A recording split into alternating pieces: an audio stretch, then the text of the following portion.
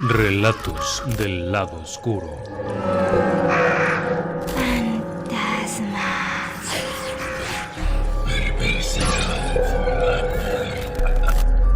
Relatos del lado oscuro.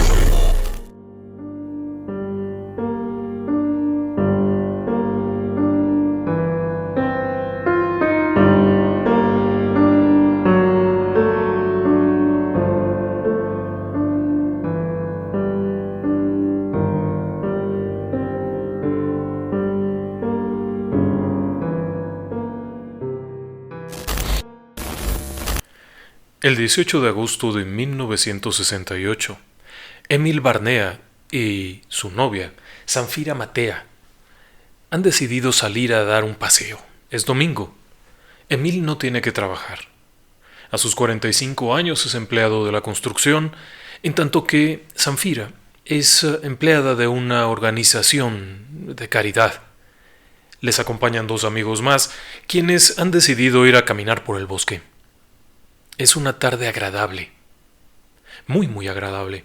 Debe de haber unos 30 grados Celsius y es muy soleado. Han estado caminando desde muy temprano. A ellos les gusta eso, escapar un poco. Estamos en Rumania. Es 1968 y es un país que todavía está detrás de la cortina de hierro. El gobernante en turno es Nicolae Ceausescu, un tipo rudo, un gobernante muy duro, y el régimen general es comunista, bastante cerrado. Así que un domingo, la diversión puede simplemente ser salir a caminar a un bosque. Ellos viven cerca de la ciudad de Cluj. Cluj es una ciudad grande. Actualmente debe de tener unos 700,000 habitantes, lo cual es muchísimo para una ciudad europea. Cluj-Napoca. El caso es que están caminando, están muy contentos, más o menos a la 1:30. Llegan a un claro del bosque. Es un claro donde no hay ningún árbol. Es un espacio grande y no hay ningún árbol. Es un lugar agradable, está tranquilo el sitio. En aquellos años, en los años de Ceausescu, prácticamente no había delincuencia. Déjeme decirle que un delincuente común podía ser sujeto de la condena a muerte, así es que la gente puede caminar tranquilamente. Ellos están ahí cuando de pronto Zanfira llama a Emil. Son exactamente la 1:23 p.m. Emil viene a donde está ella. Todavía bromea un poco, diciendo: tanto me extrañas que no puedes estar sin mí, y la abraza. Zanfira es una mujer de 34 años y son una pareja muy agradable. Se ríe, pero ella no se está riendo. Zanfira no se está riendo y le dice a Emil: oye, mira lo que hay en el cielo. Ambos levantan la vista y observan algo muy inusual. El objeto está a unos 600 metros de altura. Justo encima de ellos, lo pueden ver. Los otros dos amigos que están ahí también lo están viendo. Las 4 personas están muy asombradas viendo aquello que se mueve lentamente. Emil fue militar.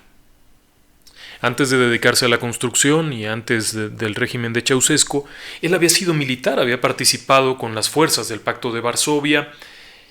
Así es que aquello que está viendo en el cielo no le es familiar por ningún lado.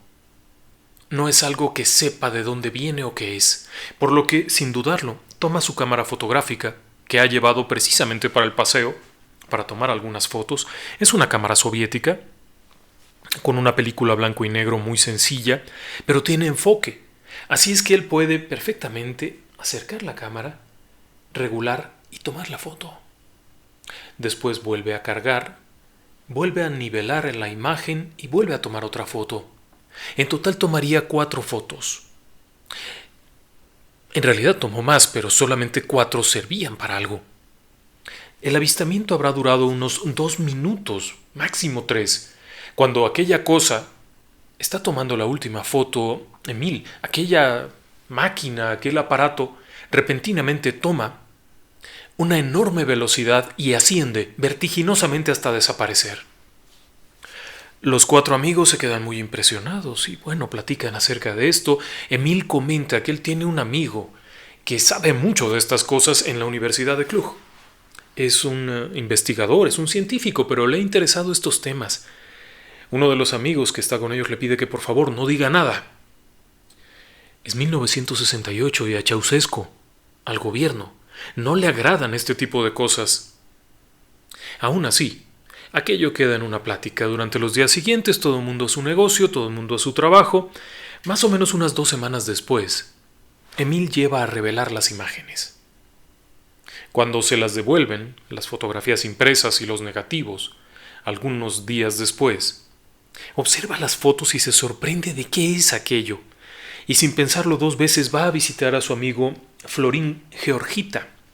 Florin Georgita es empleado en la Universidad de Cluj-Napoca, en esta ciudad grande de aquella región de Rumania. El caso es que su amigo no se sorprende de lo que está viendo. Para Emil aquello es asombroso, pero para Florin no es tan raro, sobre todo sabiendo de dónde viene la imagen. Durante años, él ha estado escuchando testimonios de personas que aseguran haber visto ese tipo de cosas ahí, en ese lugar en donde estaban Emil y sus amigos y su novia. Pero además muchas otras cosas que han escuchado. Está sorprendido por la calidad de las imágenes. Así es que comienzan a platicar. Emil Barnea siempre ha sido escéptico de todo esto. En realidad no sabe nada de ovnis. Para la cortina de hierro todos estos temas eran tabú y en 1968 usted no podía comprar un libro de ovnis de ninguna otra parte. La información que había era muy escasa y solía ser bastante censurado todo lo que tuviera que ver con la idea de extraterrestres y cosas similares por considerarse propias de un mundo capitalista. Así es que, bueno, Emil le deja las fotografías a su amigo. Cuando le pregunta, bueno, ¿y qué puedo hacer con ellas? Pues no puedes hacer nada. Las voy a mandar a la prensa. Bueno, si las mandas a la prensa, esta no la mandes. Una de las fotos la quita porque salen sus amigos que tienen mucho miedo de que los identifiquen. Florin no solamente las manda a la prensa, sino que las analiza cuidadosamente. Para su buena suerte, la secuencia de imágenes hace que se pueda calcular la altura, la distancia del observador, la altura de los árboles. El propio Florin Georgita va al lugar, mide la altura de los árboles y calcula la velocidad del objeto, la dimensión del objeto, calcula los tiempos en los que recorrió las diferentes tomas y se sorprende al descubrir que todo es coherente. Es decir, a ellos les dijo Emil que el aparato había aparecido de pronto, no lo habían visto cómo llegó, pero sí vieron cómo avanzaba, en qué dirección avanzaba y todo coincidía de forma muy clara. Así que Florin decide contactar con la prensa local de Cluj-Napoca y envía las imágenes. La sorpresa es enorme porque los analistas del periódico, los analistas de fotografías del periódico, al analizar tanto los negativos como las impresiones, no encuentran ninguna señal de fraude. Después es enviado a la sede central noticiosa de Rumania, quienes confirman que no encuentran ninguna señal de fraude. Al decir señal de fraude significa que no encuentran ningún vestigio de hilos, por ejemplo, que estuvieran suspendiendo ese objeto. El objeto es lo suficientemente claro en las imágenes, como usted las ha visto, como para saber que no se trata de un helicóptero, no se trata de un avión en vuelo, un globo. Por lo tanto, lo que hacen es estudiar minuciosamente, de forma muy detallada, las imágenes para descartar que fuera un objeto colgado con un hilo. Pero nuevamente, al realizar los cálculos, la solución que sale a partir de estos estudios es que el objeto tendría unos 30 metros de diámetro, estaba volando a unos 600 metros de altura, se alejó en la dirección descrita y efectivamente las 3 primeras imágenes mantienen una velocidad muy baja. Pero entre la tercera y la cuarta, la velocidad se dispara abismalmente. Aquello obliga a que publiquen una nota de prensa. Pero la nota de prensa obviamente pasó por el filtro de la censura del gobierno de aquel entonces y la nota incluía una aclaración por parte de uno de los jefes del Servicio Meteorológico y Astronómico de Rumanía que aclaraba que lo que estaban viendo en realidad eran globos aerostáticos meteorológicos y que Obviamente Emil era un ebrio que estaría con su novia en el bosque solitario, haciendo fechorías y de forma pornográfica, llevaba una cámara, inventando toda una linda historia que desbancaba totalmente la información, porque en primer lugar, en domingo, no se lanzaban globos sonda meteorológicos. En segundo lugar, no eran globos sondas, era un solo objeto, sólido, a cierta altura. Y por último, Emil había sido militar, no era un ebrio e iba acompañado por otras personas. De hecho, cuando la nota sale en la prensa, varios reportes de otros individuos que estaban en el mismo claro del bosque confirmaban lo dicho. La imagen, para la buena fortuna de Florín, Georgita, solo se entregó impresa, por lo tanto los negativos fueron enviados a Francia, en donde de nueva cuenta fueron analizados sin encontrar ningún trucaje. Posteriormente serían enviados a Kodak en los Estados Unidos, quienes lograron someterlo a un análisis todavía más riguroso y no pudieron detectar la existencia de ningún tipo de hilo que estuviera colgando ese objeto. Posteriormente en Francia también se harían una serie de estudios en cuanto a velocidad, distancia, etc. Y todo era muy coincidente. Ahí había un objeto sólido que no parecía tener origen humano y que estuvo durante un par de minutos estático prácticamente sobre ese claro del bosque para después salir a gran velocidad y desaparecer en la distancia. ¿Y por qué le digo que no era tan raro lo que estaban viendo? Bueno, déjeme que le cuente un poquito más. La experiencia que vivieron Emil Parnea y Zanfira fue en Transilvania. Cluj-Napoca es considerada como la ciudad importante de Transilvania, y si usted no cree que existe Transilvania, o piensa que es un nombre de una región inventada para una película de suspenso, para una serie de televisión, no. Transilvania era parte de Rumania en 1968, era una de las provincias. Pero quizá la parte más interesante de todo esto es que Cluj-Napoca se ha considerado durante mucho tiempo como la capital extraoficial de Transilvania.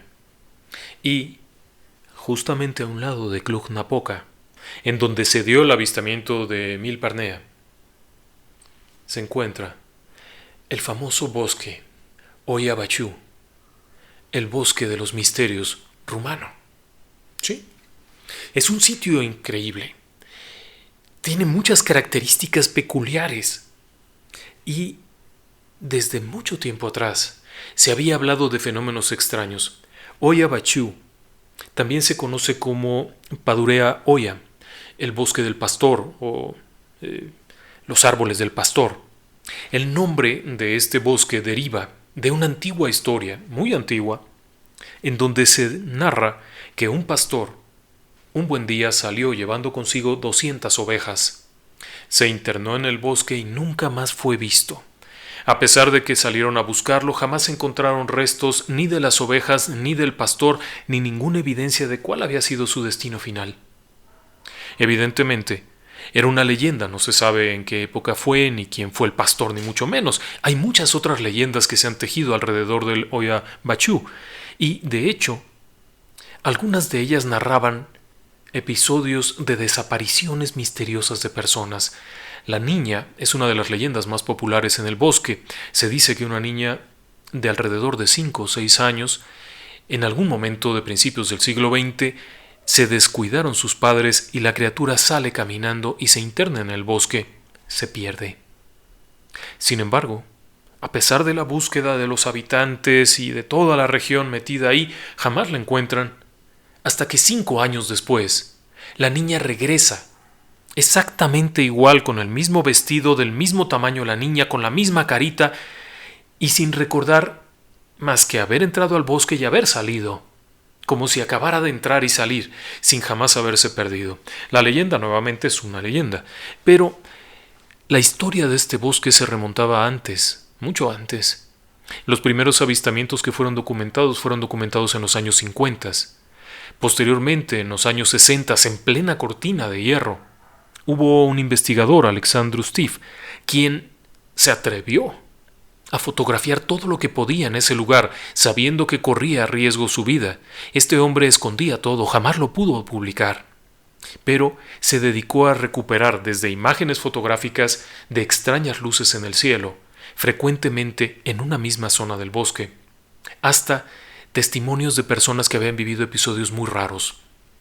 Alexandru lo que hizo fue recopilar todo. No había una forma de publicar un libro, no había manera de decir esto de manera abierta, así es que tenía este diario y esta serie de documentos en los que encontró evidencia clara de que en este lugar habían estado ocurriendo muchas cosas. Los habitantes cercanos a la Oya Bachu aseguraban ver estas luces, sobre todo en una particular zona hacia la región más apartada del bosque.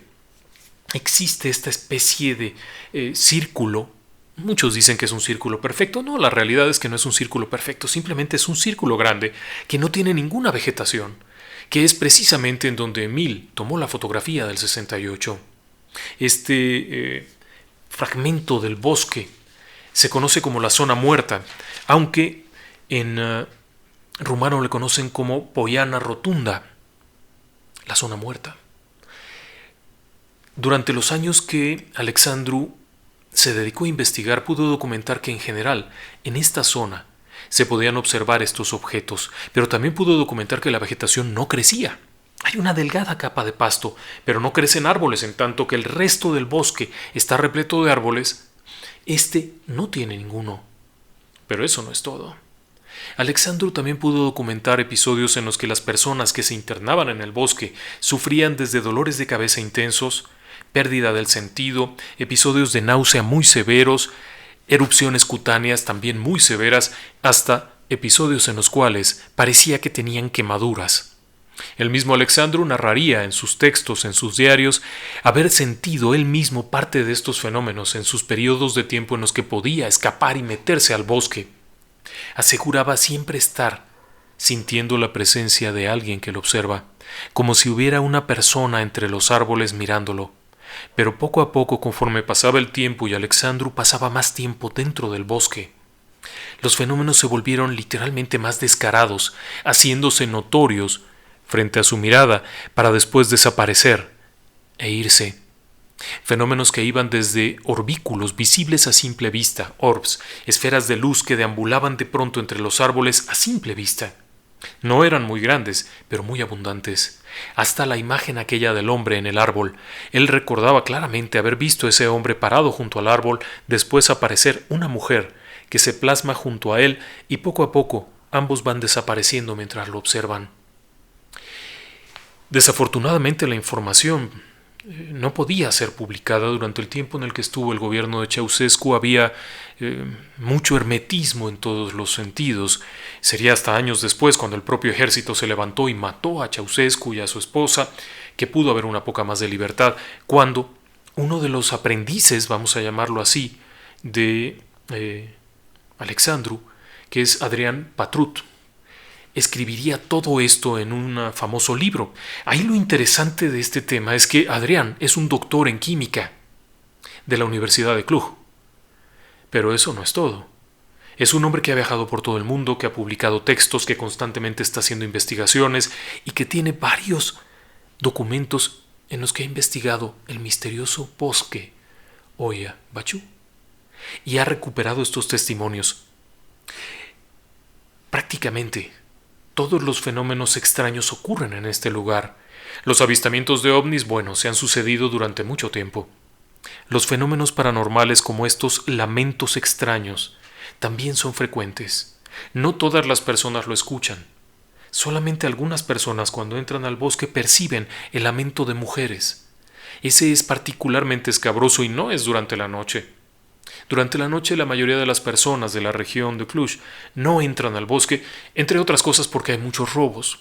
Sí, a partir de la desaparición del gobierno comunista y la liberación ha habido escenarios de robo dentro del bosque, pero lo que más interesa aquí es que las personas han percibido esto, han escuchado risas, han escuchado llantos, gritos de hombres, una especie de repetición de escenas pasadas muy violentas.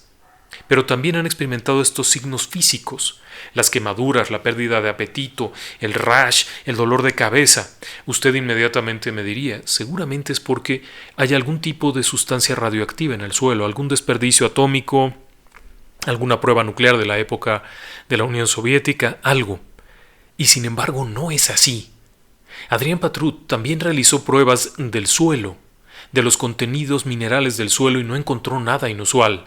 Se han realizado a lo largo de los años exámenes de radiación, no solamente por medio de contadores Geiger, que es la forma más sencilla de hacerlo, sino mediante pruebas de campo, toma de muestras de suelo, sin encontrar una evidencia clara de por qué ocurren estas cosas.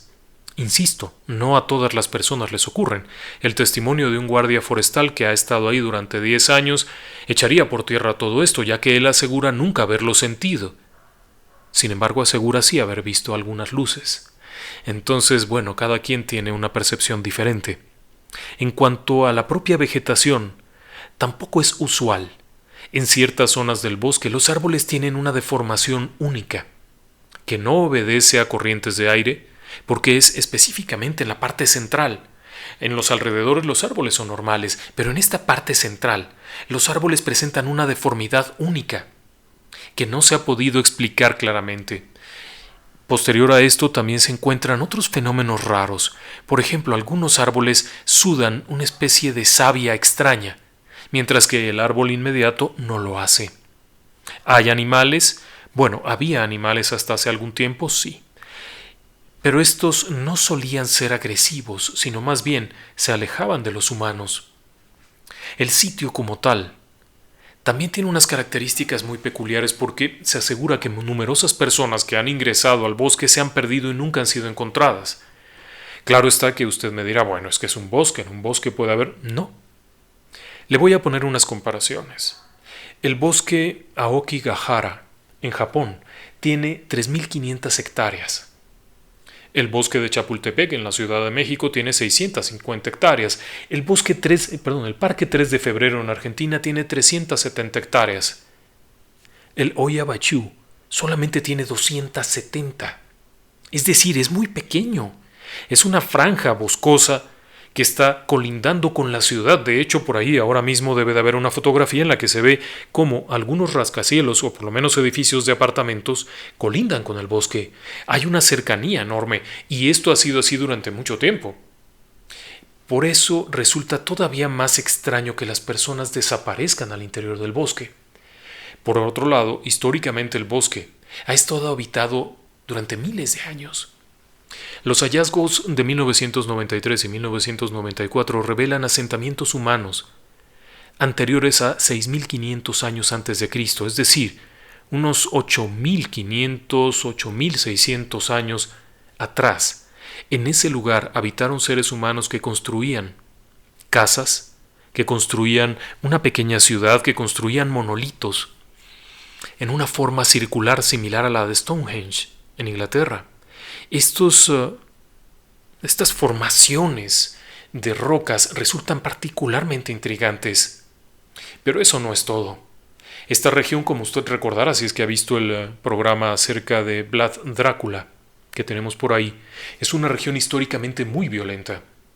La región de Transilvania, específicamente entre Cluj, Napoca y las demás ciudades que estaban cerca, en Poinare, en el lugar donde mataron a Vlad, por supuesto, que está a 20 kilómetros, fueron escenarios de guerras constantes. Primero los romanos. Los romanos llegaron ahí a principios de la era cristiana y fueron expulsados después para ser ocupados estos territorios por gente que venía de Rumania. En cada ocasión que un grupo étnico era conquistado, ocurrían verdaderas masacres. Se tienen registros históricos de masacres tan antiguas como 1200, 1300, 1570, masacres en las cuales los conquistadores, ya fueran los búlgaros, los serbios, los otomanos que llegaron de Turquía, arrasaban con la población. Y lo hacían llevándolos a los bosques. De ahí que muchos teóricos sostengan que el Oyabachú es un sitio infestado por las almas en pena de cientos de campesinos que fueron asesinados ahí. En 1848, cuando finalmente los turcos otomanos son expulsados, El territorio enfrenta una guerra civil en donde la población prácticamente completa de Bachú, que es un poblado cercano, y parte de Cluj-Napoca fueron asesinados en el bosque Oyabachú. Sí, ahí. Por lo tanto, el sitio está marcado por la tragedia. En cuanto a qué ocurre con todos estos otros fenómenos, bien, durante años se ha visto que en lugares donde trascienden tragedias mayores, llegan a ocurrir avistamientos ovni. Así es que la parte paranormal del asunto está plenamente justificada a partir de todos estos sucesos terribles que han ocurrido. La parte extraña de los ovnis y todos estos otros fenómenos también tiene mucho que ver con lugares marcados, como si vinieran a echar un ojo a ver si sigue habiendo o no sigue habiendo. Lo interesante es que este lugar, todavía en los años 40 durante la Segunda Guerra Mundial, la pasó muy mal. Cuando los rusos logran avanzar en dirección hacia Alemania, hacia Austria, pasan por aquí. Las huestes soviéticas eran implacables, y si bien la gente de Cluj, la gente cercana al Oyabachú, no eran particularmente sus adversarios, muchos de ellos encontraron la muerte mientras intentaban refugiarse ahí, en ese pequeño bosque. Así es que la historia de este lugar es por sí misma intrigante. ¿Por qué no había más información? Bueno, obviamente había un límite en la información que se podía dar durante todo el proceso de la cortina de hierro. Durante la época de la cortina de hierro no se podía decir nada. Había un límite muy específico de lo que se podía decir y de lo que no se podía decir. Y estas regiones, que además históricamente habían sido muy revoltosas, eran particularmente cuidadas por los soviéticos. Cuando Ceausescu toma el poder, sigue siendo muy afín a los soviéticos. Pero cuando la cortina de hierro cede, los militares se levantan y es cuando termina la historia. Así que es un caso en particular muy interesante. La fotografía tomada por Emil es una de las mejores fotografías ovni que se han considerado. Muchos la han intentado desprestigiar, asegurando que se trata de un plato de lámina, asegurando que se trata de un objeto colgante. Sin embargo, cuando se lee todo el análisis que hay detrás, se da uno cuenta que esta gente no estaba jugando a las canicas. Emil llevaba la cabeza en ello. Al hacer públicas las imágenes, era obvio que corría un gran riesgo, y por otro lado, no podía venderlas. No podía hacer nada con ellas. Las imágenes, normalmente para que una imagen truqueada se haga, es porque hay algún objetivo. Ya sea que se va a hacer pública, ya sea que se va a vender a algún medio. Por ejemplo, la autopsia ovni. La famosa autopsia ovni recaudó miles de libras esterlinas, si no es millones, vendiendo los derechos de reproducción a cadenas televisivas mundiales. En el caso particular de Emil, él no podía vender nada. Estaban dentro de un régimen soviético y de un régimen comunista, por lo tanto, recibían por parte del Estado los beneficios, los vales de comida, etcétera, etcétera, pero como tal vender o comprar no se podía. Así es que no había un beneficio posterior a hacer un fraude. Eso también ha ayudado a que se consideren muy interesantes. Lo único que nos queda la duda es muy pequeño el bosque. ¿Cómo puede alguien perderse? Caminar desde Pollana Rotunda hasta Cluj no toma más allá de media hora o 40 minutos. ¿Cómo puede alguien desaparecer y no ser encontrado? Y no, alrededor del bosque no hay más bosque.